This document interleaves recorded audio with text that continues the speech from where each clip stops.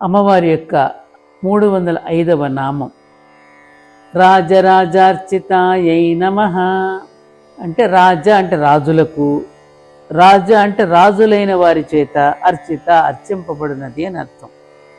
రాజుల చేత, రాజులకు రాజులైన వారి చేత కూడా అర్చింపబడినది అని నామానికి అర్థం. రాజులు చక్రవర్తులందరూ బ్రహ్మోపేంద్ర మహేంద్రాది దేవతామూర్తులను అర్చిస్తారు కాబట్టి బ్రహ్మోపేంద్ర మహేంద్ర కుబేర చంద్రదేవతామూర్తులందరూ ఆ రాజులను ఆదుకుంటూ ఆనందింపజేస్తారంటే రంజింపచేస్తారు. కాబట్టి ఈ దేవతామూర్తులు రాజులకు రాజులవుతారు, అంటే రారాజులవుతారు అని చెప్పుకోవచ్చు. ఈ రారాజులందరూ కూడా అమ్మవారిని ఉపాసించి అర్చించిన వాళ్ళే కాబట్టి అమ్మవారు రాజరాజార్చిత అవుతుంది. ఎంతటి స్థాయిలో ఉన్నవాళ్ళైనా వారి ప్రభుత్వం చక్కగా కొనసాగబడాలంటే ఏది ప్రధానంగా కావాలో అది అమ్మవారికి సంబంధించిన ప్రణాళికే.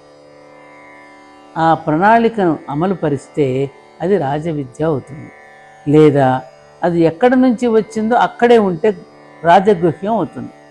ఈ రెంటి గురించి భగవద్గీతలోని 9వ అధ్యాయం రాజవిద్య రాజగుహ్యంలో చెప్పబడింది.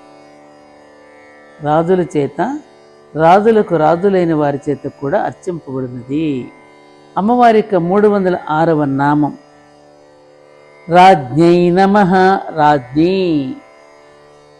అంటే సంస్కృతంలో రాణి అనే పదానికి సమానార్థకంలో వాడబడి ఇంకొక పదం రాజ్ఞి. లాటిన్లో రెజీనా అనే పదం కూడా ఈ రాజ్ఞి పదం నుండి వచ్చి ఉండాలి బహుశా.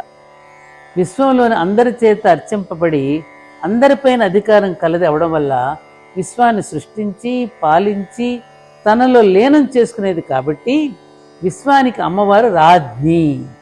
ప్రత్యేకించి చతుర్దశ భువనాలకు ఈశ్వరైన భువనేశ్వరిని సూచించే నామమే ఈ రాజ్ఞి అనే నామం. అన్నిటికీ అందరికీ అధికారిణి అని నామానికి అర్థం చెప్పుకోవాలి.